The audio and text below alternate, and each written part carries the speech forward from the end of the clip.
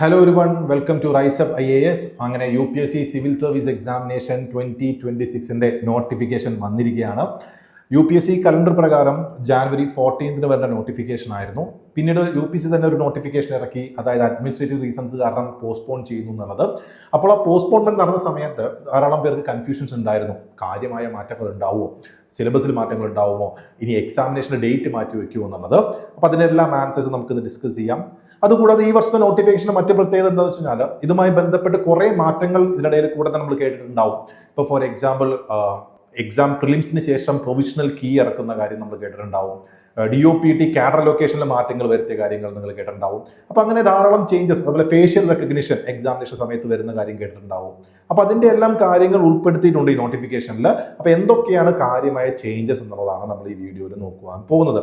So first of all നമുക്കറിയാം 14 വരുന്ന notification ഇന്ന് വന്നിട്ടുള്ളത് ഫെബ്രുവരി 4 അതായത് ജാനുവരി 14 വരുന്നത് ഫെബ്രുവരി 4 വന്നിട്ടുള്ളത്. സോ എന്നാണ് ലാസ്റ്റ് ഡേറ്റ്, അതായത് നമ്മൾ അപ്ലൈ ചെയ്യേണ്ട ലാസ്റ്റ് ഡേറ്റ് UPSC പറയുന്നു 24 ഫെബ്രുവരി 2026 ആണ്. അതായത് ഏകദേശം 20 ദിവസമാണ് ഈ പോർട്ടൽ ഓപ്പൺ ആയിട്ടുണ്ടാവുക.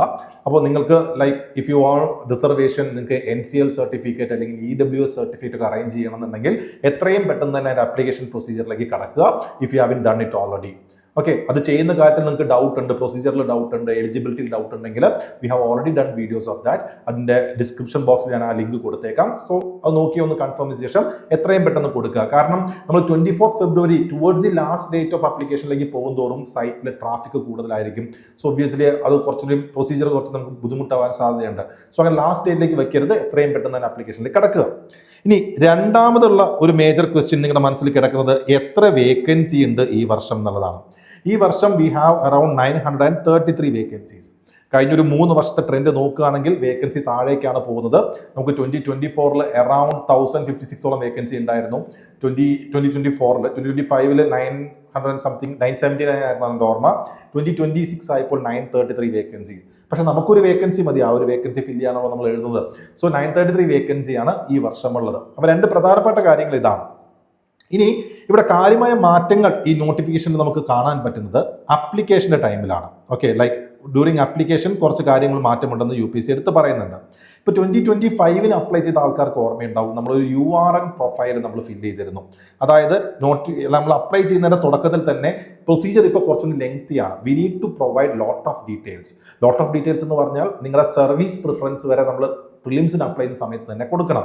അപ്പോൾ ആദ്യമായിട്ട് അപ്ലൈ ചെയ്യുന്നവർക്ക് ഫസ്റ്റ് അതൊരു ലെങ്തി പ്രൊസീജിയർ ആയിരിക്കും. അപ്പോൾ അതുകൊണ്ട് തന്നെ ആ ഫസ്റ്റ് പ്രൊസീജിയർ അപ്ലൈ ചെയ്യുന്നത് അതുകൊണ്ടാണ് പറഞ്ഞത് ഡിലേ ആക്കരുത്, എത്രയും പെട്ടെന്ന് തന്നെ ചെയ്യുക എന്നുള്ളത്.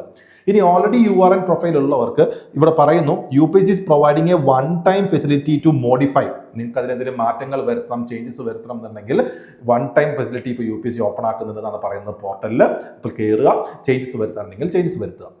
ഈ രണ്ടാമത് കോമൺ ആപ്ലിക്കേഷൻ ഫോമിൽ മറ്റൊരു മാറ്റം വരുന്നത് എന്താണെന്ന് വെച്ച് കഴിഞ്ഞാൽ ഫേഷ്യൽ റെക്കഗ്നിഷൻ ഇത്തവണ എക്സാമിനേഷൻ കയറുന്ന സമയത്ത് ഹോളിൽ ഉണ്ടാവുന്ന കാര്യം പറഞ്ഞല്ലോ.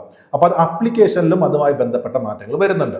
യൂഷ്വലി നമ്മൾ ചെയ്യാറുള്ളത് ഒരു ഫോട്ടോഗ്രാഫ്, ഒരു വൈറ്റ് ബാക്ക്ഗ്രൗണ്ടിലുള്ള ഫോട്ടോഗ്രാഫിൽ നെയിമും ഡേറ്റും ഫില്ല് ചെയ്ത് അപ്ലൈ ചെയ്യുമ്പോൾ അപ്ലോഡ് ചെയ്യുകയാണ് ചെയ്യുന്നത്. ഈ തവണ ഫോട്ടോഗ്രാഫ് അപ്ലോഡ് ചെയ്യുക വേണം. അത് അപ്ലോഡ് ചെയ്യുന്നതിനൊപ്പം തന്നെ നമുക്ക് we need to provide live photograph. അതായത് അപ്ലൈ ചെയ്യുന്ന ടൈമിൽ ലൈവ് ഫോട്ടോഗ്രാഫ്സ് നമ്മൾ കൊടുക്കേണ്ട ആവശ്യമുണ്ട്. Okay, you are suppose to capture live photograph while filling up the common application form. അപ്പോൾ അപ്ലോഡഡ് ഫോട്ടോഗ്രാഫും വേണം, ലൈവ് ഫോട്ടോഗ്രാഫും വേണം. അത് ഒരു കാര്യം. ഇനി സിഗ്നേച്ചർ അപ്ലോഡിങ്ങിലും കുറച്ച് മാറ്റങ്ങളുണ്ട്. നോർമലി നമ്മൾ ഒരു വൈറ്റ് പേപ്പറിൽ ഒരു പ്രാവശ്യം സൈൻ ചെയ്ത് അപ്ലോഡ് ചെയ്യാണ് ചെയ്യാറുള്ളത്. ഈ തവണ പറയുന്നത് വൈറ്റ് പേപ്പറിൽ you need to sign 3 times, 1 below the other. ഒന്ന് താഴെ ഒന്നെന്ന രീതിയിൽ 3 സിഗ്നേച്ചർ സ്പെസിമെൻ നമ്മൾ വൈറ്റ് പേപ്പറിൽ ബ്ലാക്ക് ഇങ്കിൽ സൈൻ ചെയ്യണം. എന്നിട്ട് വേണം അപ്ലോഡ് ചെയ്യാനായിട്ട്. ഈ ഫോട്ടോഗ്രാഫ് അപ്ലോഡ് ചെയ്യുന്നതിലും ലൈവ് ഫോട്ടോസ് ക്യാപ്ചർ ചെയ്യുന്നതിലും അതേപോലെ തന്നെ സിഗ്നേച്ചർ അപ്ലോഡ് ചെയ്യുന്നതിനെ പറ്റിയിട്ട് അതിന് ഇൻസ്ട്രക്ഷൻസ് UPSC ആപ്ലിക്കേഷൻ പോർട്ടലിൽ കൊടുത്തിട്ടുണ്ടാവും. നിങ്ങൾക്ക് ഡൗട്ട്സ് ഉണ്ടെങ്കിൽ anyway we will be doing A complete application എങ്ങനെ അപ്ലൈ ചെയ്യണം എന്നുള്ള വീഡിയോ നമ്മൾ ചെയ്യുന്നുണ്ടാവും. സോ നിങ്ങൾക്ക് ആപ്ലിക്കേഷൻ ജേർണി എങ്ങനെയാണ് കംപ്ലീറ്റ്ലി പോകേണ്ടത് നമ്മൾ ഡീറ്റെയിൽ ആയിട്ട് പറഞ്ഞു തരും. അവിടെ നമുക്ക് കൂടുതൽ ഡിസ്കസ് ചെയ്യാം. പിന്നെ യൂഷ്വലി പറയുന്ന കാര്യങ്ങൾ തന്നെയാണ്. അപ്ലൈ ചെയ്ത് കഴിഞ്ഞാൽ വിത്ഡ്രോ ചെയ്യാനുള്ള പ്രൊവിഷൻ ഉണ്ടാവില്ല. നമ്മൾ ID കാർഡ്സ് കൊടുക്കുന്ന കാര്യമൊക്കെ അവിടെ പറയുന്നുണ്ട്. അപ്പോൾ ഈ 3 കാര്യങ്ങളാണ് ആപ്ലിക്കേഷൻ ലെവലിൽ കാര്യമായ മാറ്റങ്ങളായിട്ട് പറയുന്നത്. ഇനി ശ്രദ്ധിക്കേണ്ട മറ്റൊരു കാര്യം, ഇത്തവണ തൊട്ട് UPSC പ്രിലിംസ് എക്സാമിനേഷന് ശേഷം പ്രൊവിഷണൽ കീ ഇറക്കുന്ന കാര്യം നിങ്ങൾ കേട്ടിട്ടുണ്ടാവും. അതായത് നോർമലി നമുക്ക് ആൻസർ കീ വരുന്ന എപ്പോഴാണ് ഫൈനൽ റാങ്ക് ലിസ്റ്റിന് ശേഷമാണ് പ്രിലിംസിന് ആൻസർ കീ കിട്ടാറുള്ളത്. അപ്പോൾ ഇത്തവണ തൊട്ട് എക്സാം കഴിയുമ്പോൾ തന്നെ UPSC provisional answer key like they will be releasing. അപ്പോൾ അത്തരത്തിൽ റിലീസ് ചെയ്യുന്ന പ്രൊവിഷണൽ ആൻസർ കീയിൽ നിങ്ങൾക്ക് എന്തെങ്കിലും ചലഞ്ചസ് ചെയ്യാനുണ്ടെങ്കിൽ, ക്വസ്റ്റ്യൻ റെപ്രസെന്റ് ചെയ്യാനുണ്ടെങ്കിൽ അതിന് പോർട്ടൽ ഓപ്പൺ ആയിരിക്കുന്നു UPSC നോട്ടിഫിക്കേഷനിൽ പറയുന്നുണ്ട്. അതായത് പ്രിലിംസ് കഴിഞ്ഞിട്ട് you will be given a 5 days time period for the question representation. ഇവിടെ എടുത്ത് പറയുന്നു എക്സാമിനേഷൻ കഴിഞ്ഞിട്ട് 3rd day ഈവനിങ് 6 PM തൊട്ട് 7th day വരെ ആ പോർട്ടൽ ഓപ്പൺ ആയിരിക്കും. Where you can represent the questions. നിങ്ങൾ അപ്പിയർ ചെയ്തിട്ട് അതിനുശേഷം നിങ്ങൾക്ക് ഏതെങ്കിലും ക്വസ്റ്റ്യൻസ് നിങ്ങൾക്ക് ചലഞ്ച് ചെയ്യാനുണ്ടെങ്കിൽ അതിനുള്ള ഒരു ഓപ്പർച്യൂണിറ്റി കൊടുക്കുന്നു.